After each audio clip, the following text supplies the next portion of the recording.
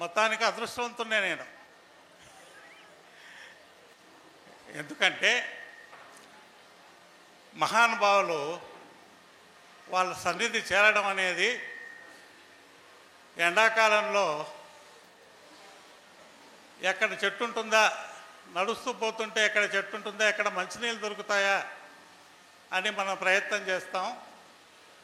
ఆ ప్రయత్నంలో మాస్టర్ గారు నా కంటపడ్డారు.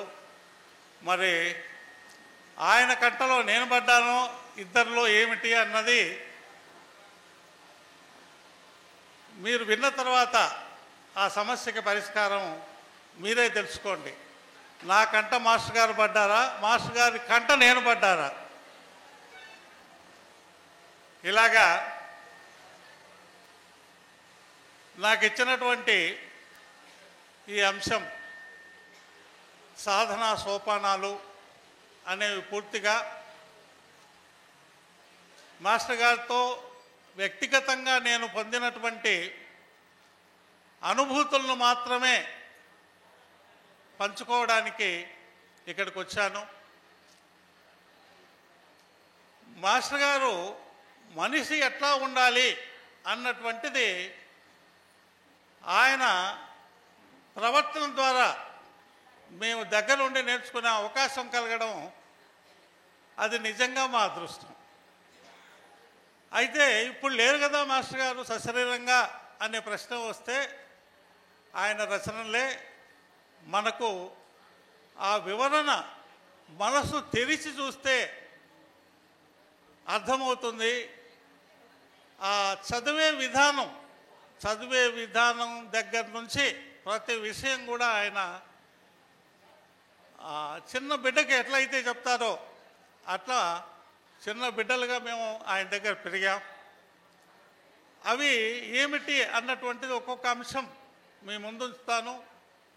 అవి ఎంతమాత్రం ఉపయోగపడతాయో లేదా అనేది మీరే పరీక్షించుకోండి. ఏంటంటే ఈ మానవ జీవితం మిగతా జీవితాల కంటే కూడా విశిష్టమైంది, శ్రేష్టమైంది.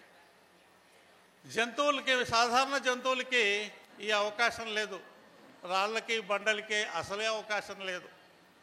మనం మనుషులం కనుక ప్రతిదీ మన కోణం నుంచి చూస్తాం,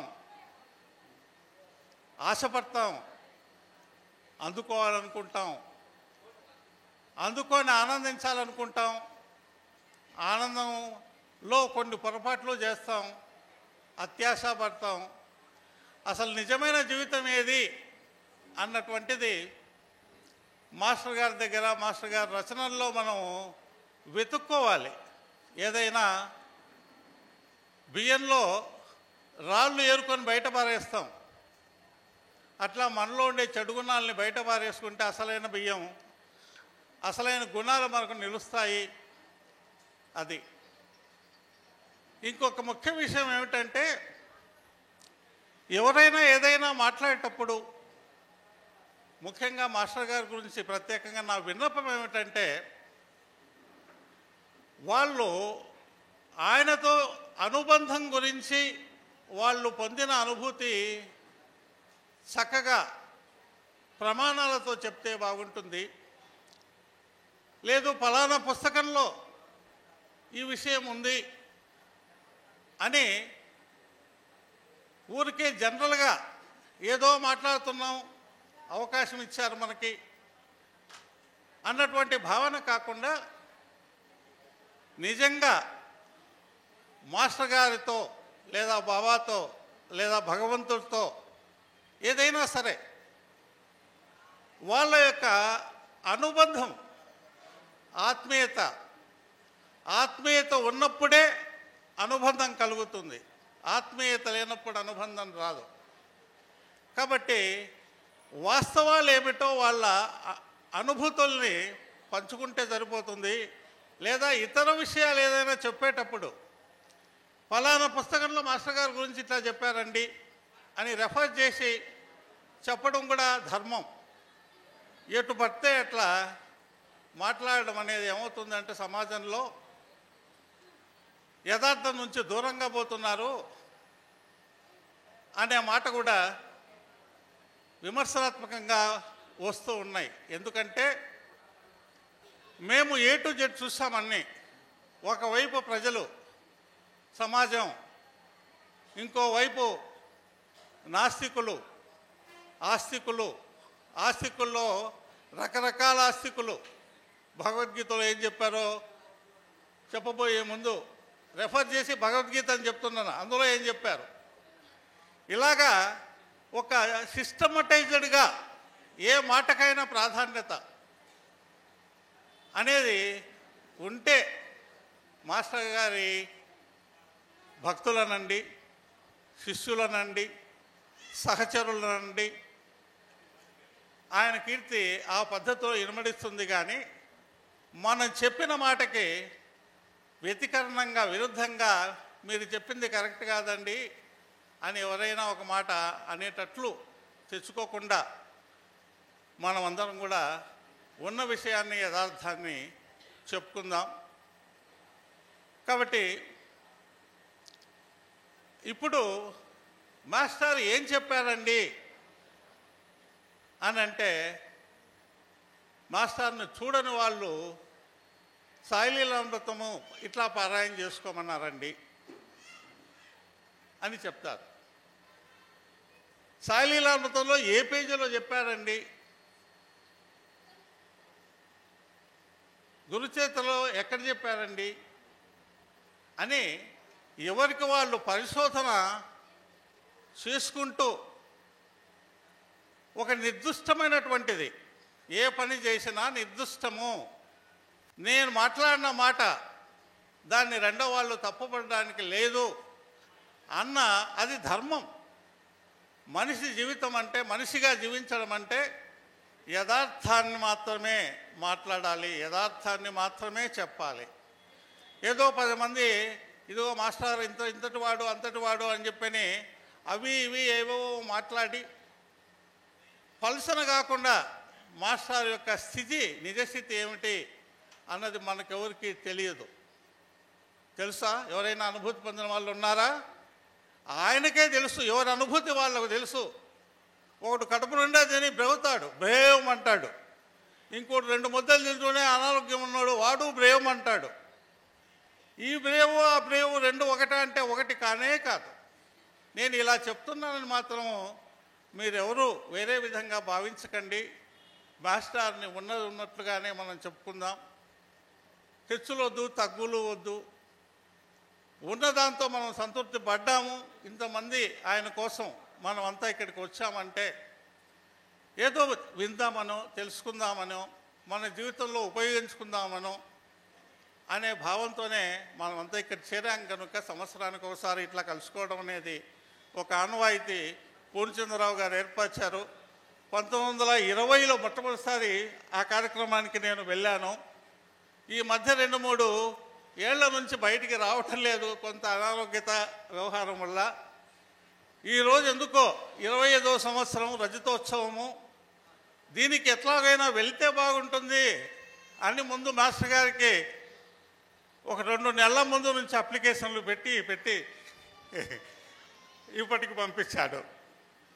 అంటే దానికి ప్రమాణం ఏమిటి? ప్రతి దానికి ప్రమాణం ఉంటుందండి. మనం కోరుకున్నవన్నీ జరుగుతాయా? పిల్లవాడు చాక్లెట్లు రోజు ఒక 50 ఇచ్చినా తింటాడు. 50 తింటే వాడి ఆరోగ్య పరిస్థితి ఏమవుతుంది? ముగ్గు చీదేసి జ్వరం వచ్చి మూలన పడుకుంటాడు.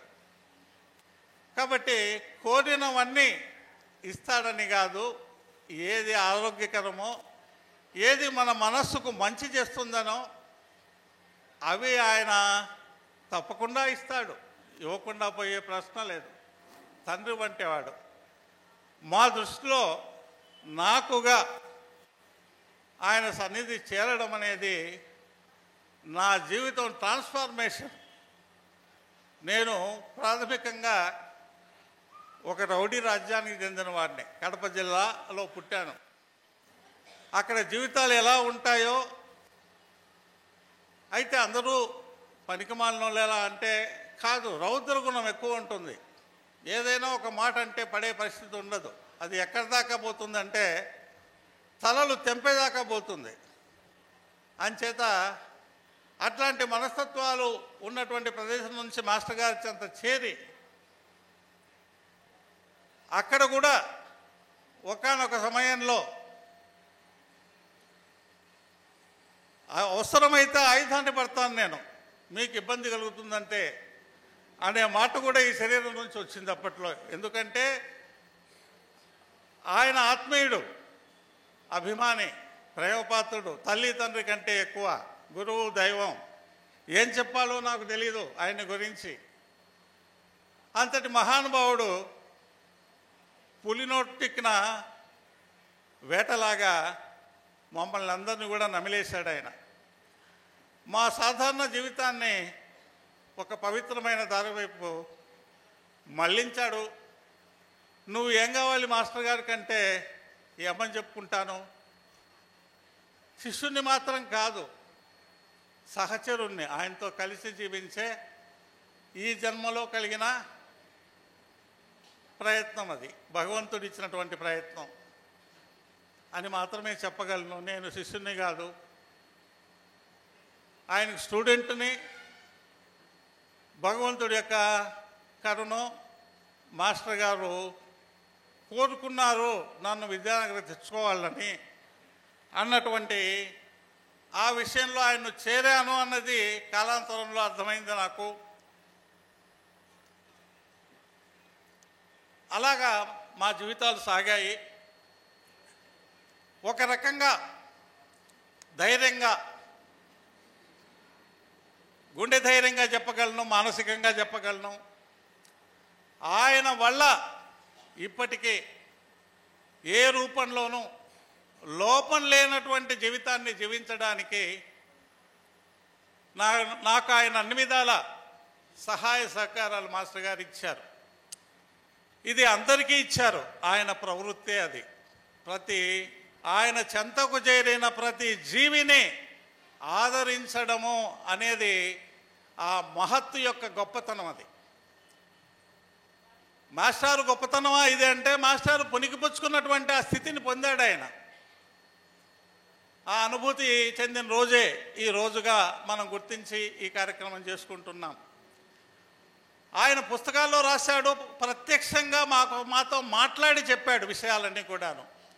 ఈ రచనలు దాదాపు ఆయన దగ్గర కూర్చొని చర్చ చేసే ప్రతి పుస్తకాన్ని, ప్రతి వాక్యము మీకు ముందు అర్థమైతేనే కానీ అప్పుడు నేను చెప్పినటువంటి వాక్యానికి ఫలితం ఉండదు అన్నట్లుగా ఎన్నోసార్లు రీరైట్ ఏది నిజం దగ్గర నుంచి బాబా చరిత్ర అతి సులభంగా ఒక రీసెర్చ్ రూపంలో దాన్ని బయటికి తీసుకొచ్చారు. బాగానే ఉంది. ఏ విషయాన్నైనా కూడా మన సింప్లెస్ట్ లెవెల్లో ఏదో పెద్ద పెద్ద పదాలు ఉపయోగించి చెప్పేటువంటిది. బేసిక్గా నేను టీచర్ను కనుక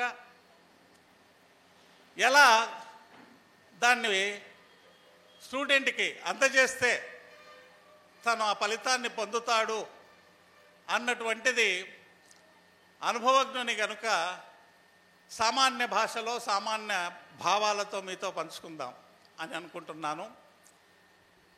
సో అలాగా A to Z ఆయనతో ఉండి ప్రతి విషయాన్ని చర్చ ద్వారా అర్థం చేసుకోవడానికి ప్రయత్నం చేశాము. అందులో కొన్నింటిని ఇప్పుడు ఈ సమయం మనకిచ్చినటువంటి సమయంలో ఏం చెప్పగలనో, ఎన్ని చెప్పగలనో అవి మాత్రము చెప్పుకుంటుంటాము. అయితే అందరికీ ఆయన చెప్పింది ఏమిటి, ఎందుకు ఇలాంటి జీవితం కావాలి, ఆధ్యాత్మిక జీవితం కావాలి అనేటువంటి దానికి ఎందుకు వచ్చాడు ఆయన. ఆయన అనుభూతి పొందేదాకా 1963లో షిరిడి సాయినాథుని చెంతన, సమాధి చెంతన అనుభూతి పొందేదాకా ఆ స్థితి అంటే ఏమిటి, ఎట్లా ఉండాలి, ప్రశ్నలు, అనేకమైన ప్రశ్నలు ఆయనకి, హృదయం నిండా ప్రశ్నలే మాస్టర్ గారికి. ఇది ఎందుకు, ఇది ఏమిటి. ఆయన సాక్షాత్తు అన్వేషకుడు. ఆయన ఒక తలకాయ మనిషి కాదు, 1000 తలకాయల మనిషి. 1000 తలలంటే ఎన్ని ఆలోచనలు, ఆ ప్రభంజనం ఎంత ఉంటుందో అన్నది ఇంకెక్కడా చూడం మేము. నేను నా చదువు రీత్యా మాస్టర్ గారు నాకు డైరెక్ట్గా ఇంగ్లీషు అధ్యాపకుడుగా ఆయన పాఠాలు విన్నాను. ఇంగ్లీష్లో ఇంకా ఇతరులు ఎంతోమంది పాఠాలు విన్నాను. మిగతా సైన్స్ సబ్జెక్ట్లో ఎంతో ఉపాధ్యాయుల్ని చూశాను. అందరిలో కల్లా మేటి మనిషికి ఎలాగా ఒక ట్రాన్స్ఫార్మేషన్ ఎలా చెబితే వాడి బుర్రలోకి ఎక్కుతుంది అనే పద్ధతి తెలిసిన వాడిని కనుక ఫండమెంటల్గా బిగినింగ్ నుంచి వచ్చేద్దాం. ఇప్పుడు సాధనలో సోపానాలు, మెట్లు, ఒక్కొక్క మెట్టు ఎట్లా ఎక్కాల. ఒక పిల్లవాడుగా బయటకు వచ్చాడంటే, ఒక బిడ్డ పుట్టాడంటే సుమారు 9-10 నెలలు తల్లి గర్భంలో ఉంటాడు. ఆ తర్వాత తల్లి గర్భం నుంచి బయటకు వస్తాడు. పెరుగుదల ఎలా ఉంటుంది? శారీరకమైన పెరుగుదల, మానసికమైన పెరుగుదల. వాడు పెద్దవాడు అవుతాడు, మళ్ళీ బిడ్డలను కనేటువంటిది ఇలా జరుగుతుంది. ఇది ప్రకృతిలో ఉన్నటువంటి సూత్రం. కాబట్టి ప్రకృతి అంటే మనతో పాటు మన చుట్టూ ఉండేటువంటి ఈ సృష్టిని అంతా ప్రకృతి అంటాం. ఎవరైనా చక్కగా క్వశ్చన్ చేయాలి, నేనున్నాను అంటే నేను ఎట్లా ఏర్పడ్డాను అని ఎప్పుడైనా ఒకసారి ఆలోచించాల్సిన బాధ్యత ప్రతి బుర్రున్నవాడికి అవసరం. లేదు ఇన్ని లక్షలు సంపాదించి ఇంత వెనకాల వేసి ఇట్లాంటి డ్రెస్ వేసుకొని ఇట్లా ఉంటే చాలు అన్నటువంటి వాడు సామాన్యుడు. అసామాన్యుడు ఎవరు అంటే ఇలా ఆలోచన చేయగలిగేటువంటి వాళ్ళే అసామాన్యులు. దానికి చదువు అవసరం లేదు. ఈ సృష్టి ఎట్లా ఏర్పడింది అని ప్రశ్న వేసుకొని నేను ఎట్లా పుట్టాను, మా అమ్మని అడుగుతాను అని మొట్టమొదటి ప్రశ్న నీకు తెలియకపోతే మొట్టమొదటి ఫ్రెండు అమ్మే. మా అమ్మని అడుగుతాను, ఎట్లా అమ్మా నన్ను కన్నావు అని అడిగే ప్రశ్న కలిగిన వాడే మొట్టమొదటి అన్వేషకుడు. మాస్టారు ఓ గొప్ప అన్వేషకుడు. ఎన్ని ప్రశ్నలు అంటే ఆయనకి అన్ని ప్రశ్నలే. ప్రశ్న ఎప్పుడైనా వేసుకున్నారా? దేనికోసం ఈ సభలకు రావాలి, మనం ఏం పొందాలనుకుంటున్నాము, ఇప్పుడు ఉన్నవేమిటి లేనేమిటి ఏమిటి అని ఒకసారి ప్రశ్నించుకుంటాం. ఏదో అందరూ పోతున్నారు కదా, ఓ గొర్రె పోతే రోడ్డు దాటుతుంటే 10 గొర్రెలు కూడా దాటుతున్నట్టుగా మన పరిస్థితి ఉండకూడదు. గొర్రె దాటు పనికిరాదు అని మాస్టర్ గారు చెప్తారు. కాబట్టి గొర్రె దాటు కాకుండా ఎవరికి వాళ్ళు స్వతంత్రంగా ఆలోచించండి. మాకు ఆలోచించేటట్లుంటే ఈ మీటింగులకి ఎందుకు వస్తామండి? ఆ పుస్తకాలు చదువుకుంటే పుస్తకాలు అర్థమైతే మళ్ళా ఇంకొకరి దగ్గరికి ఎందుకు పోతాము? ఇవన్నీ తెలియబట్టి కదా అనే ప్రశ్న కూడా వస్తుంది. అందుకోసమే ఏది పొందితే ఇంకేది కోరని ఆ స్థితి అంటే దానికి నిర్లిప్తత అనే ఒక పదం. అంటే ఇంకేది అవసరం లేనప్పుడు నిర్లిప్తత ఎవరికి ఉంటుంది? బాగా డాంబికుడుగా ఉండేవాడికి, తనకంటే తక్కువ స్థితి ఉన్న వాళ్ళు వస్తుంటే వాడు చూసి చున్నట్టు అట్లా నిర్లిప్తంగా ఉంటాడు, లెక్కలేనట్లు ఉంటాడు. అది కాదు అసలైన నిర్లిప్తత అంటే. కడుపు నిండి సంతృప్తిగా ఉండి ఇంకేమీ కొనదగింది లేదు అన్నటువంటి స్థితి పొందడానికి ఆధ్యాత్మిక సాధన అంటారు, మోక్షం పొందడము అని అంటారు. ఆ మోక్షం పొందడము నిర్లిప్తత ఎప్పుడు కలుగుతుంది అంటే పరమశాంతి కలిగినప్పుడు. పరమశాంతి ఎప్పుడు వస్తుంది? దండిగా పాయసం తాగేస్తే పరమశాంతి వస్తుందా? కడుపు నిండుతుంది, పర్వాలేదు బాగానే ఉంది అని అనిపిస్తుంది. కానీ ఆకలిస్తే మళ్ళీ తాగాల, మళ్ళీ తినాలనిపిస్తుంది. అంచేత ఈ సాధన అంటే ఆ నిర్లిప్తను పొందే మార్గము. అది ఎలా జరుగుతుంది అన్నటువంటిది మాస్టర్ దగ్గర ఈ వివరణ అంతా డైరెక్ట్గా మ్యాన్ టు మ్యాన్ విన్నవాడిని కనుక ఆ భావాలని గురువు యొక్క అవసరం తప్పగా ఉంది, గురువు కావాలి అని మాస్టర్ గారు ఎప్పుడూ ప్రయత్నం చేశారు. అయితే మా అదృష్టం ఏంటంటే ఆయన జీవితంలో 1970 దాకా జరిగిన ప్రతి విషయము మా చెవుల్లో వేశాడు ఆయన. ఆ చెవుల్లో వేసిన విషయాలే గ్రంథాలుగా వచ్చాయి. కాబట్టి మొదట విన్నది మేము అక్కడ విద్యార్థులుగా ఉండి, విద్యార్థులుగా వేల మంది ఉంటారు. ఆయన సన్నిధికి చేరి ఆ సత్సంగంలో ఎంతసేపు ఆయన దగ్గర అవకాశం ఉంటే అంతసేపు కూర్చుందామని బుద్ధి పుట్టేటువంటి ఆ మనస్సుకు ఆ మార్పు తెచ్చినటువంటి మహానుభావుడము మాస్టర్. కాబట్టి మార్గం ఏమిటి, సాధనకి మార్గం ఏమిటి అంటే, నేను విన్న విషయాలనే మళ్ళీ ధ్యానయోగ సర్వస్వం అనే ఈ పుస్తకంలో వివరంగా మాస్టర్ గారు మళ్ళీ చెప్పారు. సో మొదట ఉదయం నుంచి నిద్రలేస్తూనే ఏం చేయమన్నారు? పారాయణ చేసుకోమన్నారు, నామజపం చేసుకోమన్నారు. ఎప్పుడు నామజపం చేసుకోవాలి, ఎప్పుడు పారాయణ చేసుకోవాలి, ఎప్పుడు ఏది చేయాలి అన్నటువంటి ఒక క్రమం ఇందులో రెఫరెన్స్ నేను చెప్తున్నానమ్మా. ఇది ఫలానా పేజీలో ఉంది, మీరు కూడా చదువుకోండి నేను చెప్పే మాటలు అన్నటువంటిది మీకు ఆ విషయాన్ని నేను ముందు పెడుతున్నాను. పేజ్ నంబర్ సమస్యలో పరిష్కారం, ఈ శరణాగతి అనే అధ్యాయాలు, సాధన అంటే ఏమిటి అన్నటువంటి, ఉపదేశం అంటే ఏంటి అన్నటువంటి విషయాలన్నీ కూడా ఇక్కడ ఉన్నాయి. ఆయన ముఖతా విన్నటువంటి విషయాలు, తర్వాత ఈ పుస్తకాల్లో ఉన్న విషయాలు కూడాను సూక్ష్మంగా సులభంగా పొడి పొడి మాటలతో మీకు చెప్పడానికి ప్రయత్నం చేస్తాను. పొద్దున కళ్ళు తెరిచి లేసాము, మెలకు వచ్చింది ఎట్టాగో. కొంతమందికి బయట ఏదో శబ్దాలు వస్తే మెలకు వస్తుంది. మరి ఎవరికి వారి అనుభవం, మెలకువలు ఎవరికి ఎట్లా ఉంటాయనేది ప్రతిదీ ఎవరి వారికి సొంతం. ఈ సృష్టిలో ఏ రెండు ఒకటి కాదు అన్నటువంటి సత్యం చెప్పినటువంటి మహానుభావుడు మాస్టర్ గారు. అదే విషయాన్ని శాస్త్రవేత్తలందరూ కూడా నిరూపించారు. పొద్దున కళ్ళు తెరిచాము, లేచాము. లేస్తూనే ఏం చేయమన్నాడు మాస్టర్ గారు అంటే, ఒకవేళ అర్జెన్సీ ఏదన్నా ఉంటే పాస్ పోవడానికి అట్లా ఒకసారి పోయేసి వచ్చి మంచం మీదనే కూర్చొని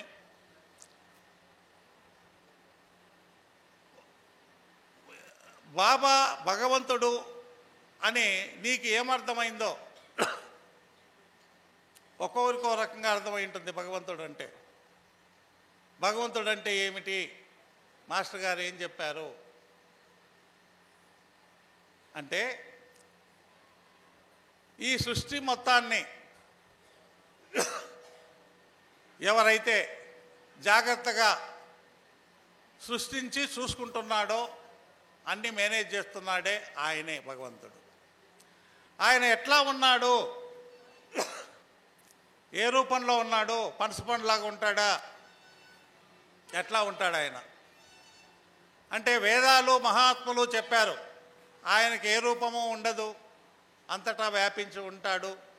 ఆయన్ను కంటితో చూడడానికి లేదు, చెవితో వినడానికి లేదు.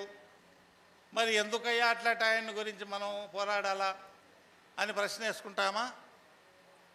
అట్లా భావించి ఆ విధంగా కనుక ఉంటే, మనం ఇందాక చెప్పినటువంటి ఆ నిర్లిప్తత, ఆ పరమ శాంతి అనేది అందరూ అదే అనుభవాన్ని పొందారు. కాబట్టి అది వేద ఋషుల నుంచి బయట వచ్చినటువంటి విషయం కాబట్టి అది నిరూపమైంది అని చెప్పని చెప్పుకోవడం వల్ల, ఇవి మాటల రూపంలో చెప్పేటివి.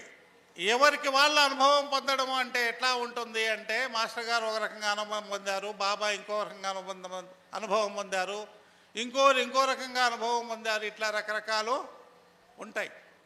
కాబట్టి ఏది ఏమైనా సరే ఆ స్థితి అంటాం. ఇప్పుడు ఐస్ ఉంది, అది గడ్డగా ఉంటుంది. అదే కరిగిపోతే నీళ్ళు అవుతుంది, దాన్నే వేడి చేస్తే ఆవిరి అవుతుంది. దాన్ని స్థితి అంటారు. అందులో ఉన్న పదార్థం ఒకటే, దాని యొక్క రసాయన ఫార్ములా కూడా ఒకటే. కాకపోతే పరిస్థితులను బట్టి మన యొక్క పరిస్థితి ఈ సాధన ద్వారా ఆ ఆనందం, పరమానందం పొందడం అనేది జరిగింది కాబట్టి అది ఒక స్థితి అంటారు. దానికి రూపము, రంగు, రుచి, వాసన ఏది ఉండవు. ఇప్పుడు నీరుంది, నీటిని రంగు, రుచి, వాసన, నిజమైన నీరుకి, కరెక్ట్గా ఉన్నటువంటి స్వచ్ఛమైన నీరుకి రంగు, రుచి, వాసన ఏమీ ఉండవు. కాబట్టి నీరు భగవంతుడా? నీరు కూడా భగవంతుడే. ఈ సృష్టిలో ప్రతి వస్తువులో ఆయన నివిడీకృతమై ఉన్నాడు అన్నటువంటి సత్యాన్ని కూడా పొందారు. కాబట్టి ఎవరికి ఏ భావం ఉంటే భగవంతుడని ఆ భావంతో కాసేపు కళ్ళు మూసుకొని ఆ భావాన్ని స్మరించమన్నాడు మాస్టర్ గారు. లేదు ఇట్లా కాదండి, మా అమ్మమ్మ గారు చెప్పారు, మా నాయనమ్మ గారు చెప్పారు, లేదంటే మా తాతగారు చెప్పారు, ఓం నమః శివాయ అనుకో అన్నారు, ఓం నమః శివాయ అనుకోండి. మాస్టర్ గారు ఏం చెప్తారంటే, ఓం నమః శివాయ అంటే ఇది ఏమిటి అని ప్రశ్నించమంటారు. అన్వేషకుడా ఇది ఏమిటి అని తరచి చూడాలి. తరచి చూసినప్పుడు దాని సత్యం మనకు తెలుస్తుంది. కాబట్టి ఆ తరచి చూడడం అనేదే, ప్రతిదాన్ని మనం తరచి చూస్తాం. నిజమైన బంగారా, తొత్తు బంగారా ఇదని మనం తూకం చేతులు వేసుకొని చూస్తాం. కొంతమంది నిజమైన బంగారం బాగా దృఢంగా ఉంటుంది, తొత్తు బంగారం అయితే తెలిసిపోతుంది. అది దాని మీద ఆమలం వేస్తే కరిగిపోతుంది తొత్తు బంగారం. అట్లా ఏదైతే ఉన్నదో అది ఒక్కసారి కళ్ళు మూసుకొనైనా సరే, కళ్ళు తెరుచుకొనైనా సరే, ఎవరికి ఏ అలవాటు అయితే ఆ పర్వాలేదు, కాసేపు ధ్యానం చేసి తలుచుకొని తర్వాత నేల మీద కాళ్ళు పెట్టేసి, ఈ భూమి నేను నిలబడడానికి భగవంతుడు నాకు ఇచ్చినటువంటి అవకాశం. అంటే ప్రతి జీవికి కృతజ్ఞత అనేది చాలా ప్రధానమైంది. కృతజ్ఞత అనేది లేకపోతే సార్థకం లేదు. ఎవరైనా సరే మన మాట విన్నవాడికి మళ్ళా రెండోసారి మనం పిలిచేదైనా దగ్గరగా చూసి ప్రేమగా చూస్తామా, పట్టించుకొని వాడిని గురించి మళ్ళీ పిలుస్తామా? అంటే కృతజ్ఞత ఎవడికి ఉంటుందో వాడికి అర్హత ఉంటుంది. కాబట్టి భూమి మీద కృతజ్ఞత, దీని మీద నేను కాలు పెట్టి నడవడానికి భగవంతుడు నాకు ఇచ్చినటువంటి సదుపాయం అని నమస్కారం చేసుకోండి భూమాతకి. భూమాత అంటే ఏమిటని మళ్ళీ ప్రశ్న వేసుకోండి. జవాబు కోసం మాస్టర్ గారి పుస్తకంలోనే దొరుకుతుంది. కాబట్టి ఇట్లా అయిన తర్వాత న్యాచురల్ కాల్స్ అవి పోతారు, స్నానం చేసుకుంటారు. స్నానం చేసేటప్పుడు కూడాను ఈ శరీరము సాధకుడికి అంతిమ లక్ష్యం ఏంటంటే, ఈ శరీరం అనేది నేనా కాదా? నేను కాదు ఈ శరీరము. అన్నీ భూమిలో ఈ ప్రకృతిలో అనేక శరీరాలు ఉన్నాయి. ఇవన్నీ ఎవరివి? ఎవరికి వాడు నాది అని అనుకోవడం అహంకారం. ఆ అహంకార భావం పోయినప్పుడు మాత్రమే సాధనలో మొదటి అడుగు వేయడానికి వీలవుతుంది. నేను ఇట్లాంటి వాడిని అట్లాంటి వాడిని అని చెప్పని ఈ అహంకారం అనే గుణం మనలో ఉంటే అది మొట్టమొదటి దాన్ని తీసివేసుకోవడానికి ప్రయత్నం చేయాలి. నేను ఫలానా వంశంలో పుట్టాను, ఫలానా నాకు తెలుసు అని చెప్పని ఆ భావనలు ఎప్పుడైతే తగ్గుతాయో వాటి మీద ఆలోచించి ప్రతిదీ బియ్యంలో రాళ్ళు వేరేసినట్లు మనలో ఉన్నటువంటి చెడు గుణాలని తీసివేస్తే తప్పితే పనికొచ్చే అన్నం మనకు వస్తుంది. కాబట్టి అలాగా చేయమంటాడు మాస్టర్ గారు. స్నానం చేసేటప్పుడు ఇది ఒక శివలింగం అనుకొని అభిషేకం చేయండి అంటాడు. అంటే ఈ భావాలు శరీరం నాది కాదు, భగవంతుడిచ్చింది. కృతజ్ఞత, ప్రతిదానికి కృతజ్ఞత. ఆ విధంగా చెప్పమంటాడు. అది అయిన తర్వాత మనం యథావిధిగా పూజ అది చేస్తాం, అష్టోత్తర పూజ చేసుకోవచ్చు. అంత టైం లేదు, సంధ్యావందనం చేసుకోవచ్చు. సంధ్యావందనం అయిన తర్వాత అష్టోత్తర పూజ, ఆ పారాయణ ఎంత టైం ఎవరికి ఎట్లా ఉంటుంది, ఆఫీస్కి పోయేవాడు ఎంత టైం వాడికి ఉంటుంది. సో దీనికి అంతటికి ఎన్ని గంటలకు లేయాలి అనేది ప్రధానం. ఒక అలవాటు పెట్టుకుంటే సులభంగా మాస్టర్ గారు ఎన్ని గంటల కన్నా పడుకొని 4:30కంతా లేస్తాడు. ఆయన పక్కనే పడుకొని ఆయనతో కూడా ఉండేవాళ్ళం కనుక 4:30కి ఆయన లేస్తాడు. మేము ఒక రోజు మాస్టర్ గారు హాస్టల్కి పోకుండా మాస్టర్ గారి దగ్గర కన్నా ఉంటే ఆయనే పేస్ట్ చేతికి ఇచ్చేసి పళ్ళు తోముకోండి, కాఫీ తెచ్చేసుకొని తాగుదాము అని 4:30కే ముఖం కడుక్కొని ముందు కాఫీ తాగేస్తాం. హారతి తర్వాత మాస్టర్ గారి దగ్గర. అంటే ఈ కార్యక్రమాలన్నీ ఎవరికి వాళ్ళు అక్కడ మాస్టర్ గారు ఆయన కూర్చొని ఉంటారు. అవసరమైతే మాట్లాడుకుంటాము, లేకుంటే కన్నా ఆయన చెప్పిన పద్ధతిలో ఈ ధ్యానము ఈ నామము అనుకోవడం అవి చేసుకుంటాం. సో పూజా పారాయణ ఇది అయిన తర్వాత ఎప్పుడు ఖాళీ ఉంటుందో అప్పుడు నామజపం చేసుకోవాలి. ఏ నామం పలకాల, ఎవరికి ఏది ఇష్టం ఉంటే అది. సాయి మీద బాగా గురి ఉంటే సాయి సాయి, మాస్టర్ గారి మీద మీకు నమ్మకం కుదిరి ఆయన మీద ఆయన మాస్టర్ అనుకున్న ఇబ్బంది లేదు. ఇవి అక్షరాలు, భావమే ప్రధానం. ఏ అక్షరం మాట్లాడితే ఏమవుతుంది? రండి అంటే రా అన్నా రండి అన్నా ఒకటే భావం. కాబట్టి అక్షరాలతో సంబంధం లేదు, భావం. కానీ పారాయణ చేసినప్పుడు ముఖ్యంగా గుర్తించాల్సింది ఏంటంటే, లేదా ఎవడైనా స్టూడెంట్ చదువుకునేవాడు గుర్తించాల్సిన విషయం ఏంటంటే, తను కళ్ళతో చూస్తూ అక్షరాలని చదువుతూ వినాలి. అట్లాగే నామం చేసేటప్పుడు కూడాను వినాలి. మన మనస్సు లోపల వింటూ ఉంటే అప్పుడు అది ఫలదీకృతం అవుతుంది, ఫలవంతం అవుతుంది. చదువుకునే పిల్లాడు కూడాను బట్టి పట్టాలంటే వాడు విని 4 సార్లు చదివితే నోటికి వస్తుంది. పారాయణ కూడాను వింటూ పారాయణ చేయాలి, భావ ప్రధానము అని చెప్పేవాడు. సో ఖాళీగా ఉన్నప్పుడు నామజపం, మళ్ళీ భోజనం అయ్యేదాకా తర్వాత ధ్యానం చేయమంటాడు. ఎప్పుడు ఖాళీ ఉంటే అప్పుడు, పలానా టైం అనేది ఏం లేదు. ఎలా ధ్యానం చేయాలి? ఈ మొత్తం చైతన్య స్వరూపం అనేటువంటి భగవంతుణ్ణి అలా నామం చెప్పుతూ ఆ రెండు కలిపి చేస్తూ ఉంటే శ్వాస మీద, ఒకవేళ నామం మీద మనస్సు పోకపోతే సులభమైంది శ్వాసని. శ్వాస జరగడం, లోపలికి పీల్చుకోవడం వదలడము చాలా సులభం. అది బుద్ధుడు కూడా అదే చెప్పాడు, శ్వాస మీద ధ్యాస పెట్టమని. కాబట్టి ఆ శ్వాసను గమనిస్తూ వెనకాల భావం ఏంటి? ప్రతి హృదయంలో భగవంతుడు ఉన్నాడు. ఈ సృష్టి మొత్తం యావత్తు ఆ చైతన్య స్థితితో ఆయన మమేకమై ఉన్నాడు. భగవంతుడు తనలో చైతన్యం ఒక భాగంగా ఈ సృష్టి ఏర్పడింది అన్నటువంటి ఈ విషయాలన్నీ కూడాను మానసికంగా అనుభవిస్తూ కళ్ళు మూసుకొనైనా కళ్ళు తెరుచుకొనైనా ఆ భావంతో ఉంటే 10 నిమిషాలు గడిచిందంటే అవతల నీకు గాఢ నిద్ర పట్టినట్లు ఉంటుంది. అది చేసి చూడాలి ఎవరికి వాళ్ళు ఈ భావంతో 10 నిమిషాలు దాటిన తర్వాత ఇంకా ఏమీ కనిపించదు, మొత్తం శూన్యంగా. బుద్ధుడు అనుభవించినటువంటి ఆ స్థితి ఆ నిర్లిప్తత అంటాడు మాస్టర్ గారు.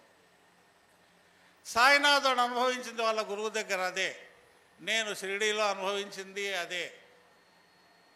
కాబట్టి ఇలాగా ఆ మధ్యాహ్నం దాకా ఖాళీ ఉన్న రోజు ప్రాక్టీస్ చేయండి. సండేనో, ఉద్యోగానికి పోని రోజు, పిల్లవాడు స్కూల్కి పోని రోజు, ఇలా ఒక రోజును ప్లాన్ చేసుకొని చేస్తే భోజనం అయిన తర్వాత మళ్ళీ పారాయణ నామజపం 1 గంట కూడాను ఏదో అది మాట్లాడదాం, సెంటర్ దాకా పోయిస్తాము అనేటువంటి భావాలు ఏమీ లేకుండా ఇట్లా చేస్తూ అలవాటు అయితే ఏ విషయాన్నైనా కూడా చదువుతూ మనస్సు పెట్టి వింటూ ఉంటే మన మనస్సు దాన్ని పట్టుకుంటుంది అనేటువంటిది మాత్రం మాకు చక్కగా మాస్టర్ గారు నేర్పించారు. ఈ ధ్యానయోగ సర్వస్వం అసలు ఎన్నో విషయాలు చెప్తుంది మనకి. ప్రతి విషయం, ఒక సమస్య వచ్చింది, పరిష్కారం ఏం చేయాలి, ఇప్పుడు పిల్ల 25 ఏళ్ళు వచ్చాయి, అమ్మాయికి పెళ్లి చేయాలా, కుదరలేదు ఇంకా అంటే ఏం మాస్టారు అని మా మాస్టర్ గారి దగ్గరికి వస్తే ఏం చెప్పేవాడు, అన్నిటికీ పారాయణే. ఏం జరుగుతుంది పారాయణ? చదివితే ఆ ఫలితం ఎట్లా వస్తుంది? అన్నం తింటే కదా కడుపు నిండితే కదా ఆకలి పోయేది. పారాయణ చేస్తే ఆకలి పోతుందా? అనుకున్న పని పారాయణ చేస్తే జరుగుతుందా? దీనికి సైంటిఫిక్గా ప్రూఫ్ ఏమిటి అన్నటువంటి వాళ్ళు ఉన్నాము. అట్లాంటి వాళ్ళతో మమ్మల్ని మహాత్ముల దగ్గరికి పంపించేవాడు మాస్టర్ గారు. వాళ్ళు ఏం చెప్తారో వినరా, నేను చెప్తుంటే నీకు నన్ను క్వశ్చన్ చేస్తున్నారు కదా, వాళ్ళ దగ్గరికి పోయిరా అని చెప్పని రేవతమ్మ దగ్గరికి, కేశవైజీ గారి దగ్గరికి మెడ్రాస్ పంపించాడు మాస్టర్ గారు. ఫలానా సమస్య తీరాలంటే ఇట్లా నామజపం చేస్తే అక్కడ ప్రశ్నించడానికి లేదు, మనం బయట పొమ్మంటారు, వాళ్ళు తోసేస్తారు. కాకపోతే రేవతమ్మ తోసేయదు. ఆమె ఒళ్ళు కత్తుకొని బిడ్డను, చిన్న బిడ్డను పెట్టుకున్నట్లు 18 ఏళ్ళ వయసు నాకప్పుడు. ఆమె చిన్న బిడ్డని ఒంట్లో పడుకోబెట్టినట్టు పడుకోబెట్టి ఆలింగనం చేసుకొని, నాన్న అమ్మని చూసుకోరా, అమ్మని చూసుకుంటే ఆమె నీకు అన్నీ ఇస్తుంది. ఎట్లా చెప్తావమ్మా, ట్రాన్స్ఫర్ ఎట్లా జరుగుతుంది, నాకు సైన్స్లో చెప్పు అంటే, ఇది సైన్స్లో చెప్పేది కాదు నాయన, నువ్వు చేస్తే అనుభవం వస్తుంది. కాబట్టి మనమంతా చేస్తే అనుభవం వస్తుంది. కాబట్టి ఇచ్చిన సమయం పూర్తయింది అనుకుంటాను. అందులో బేసిక్గా టీచర్ను కాబట్టి ఆ టైం ప్రకారం ఆ పీరియడ్ బెల్ కొట్టకముందే పూర్తి చేసుకొని అటెండెన్స్ తీసుకోవాలి. అటెండెన్స్ తీసుకునే ప్రశ్న ఇప్పుడు లేదు. జై సాయి మాస్టర్ అండి. మళ్ళీ కలుసుకుంటే మాస్టర్ గారు కలిపితే మళ్ళీ మాట్లాడుకుంటుంటాం. లేదు ఎప్పుడైనా ఏదైనా సమస్య అనిపిస్తే మాస్టర్ గారు ఏం చెప్పారంటే, మీరు నాకు ఫోన్ చేసి అడిగినా ఖాళీగానే ఉంటాను, రిటైర్డ్ లైఫ్, అందుబాటులో ఉంటాను. కాబట్టి ఆ ప్రేమ, ఆత్మీయత, మనకు ఒకరికొకరికి అనుబంధం పెంచుకుందాము అని చెప్తూ సచ్చిదానంద సద్గురు సాయినాథ్. భరద్వాజునికి వందనం, శ్రీదత్త సాయి అంశాంకురమో భరద్వాజునికి వందనం. వందనం అభివందనం, చల్లని వెన్నెల చందనం. వందనం అభివందనం, వికసిత పరిమళ చందనం.